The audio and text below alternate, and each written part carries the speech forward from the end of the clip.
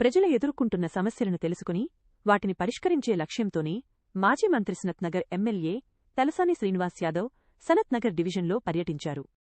సనత్ నగర్లోని కోవల్ school ground వద్ద 22 లక్షల రూపాయల వ్యయంతో చేపట్టనున్న సీసీ రోడ్డు పనులను ఆయన ప్రారంభించారు. అనంతరం సుభాష్ నగర్లో వివిధ శాఖల అధికారులతో కలిసి పర్యటించి స్థానిక ప్రజల సమస్యలను అడిగి తెలుసుకున్నారు.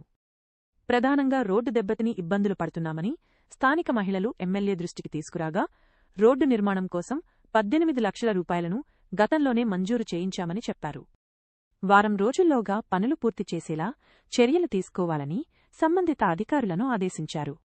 త్రాగునీటి సరఫరా సక్రమంగా లేకపోవడంతో ఇబ్బందులు పడుతున్నట్లు తెలపగా రోడ్డు నిర్మాణ పనులకు ముందే పైప్లైన్ ఏర్పాటు పనులు ఉంటే పూర్తి చేయాలని వాటర్ వర్క్స్ అధికారులను ఆదేశించారు.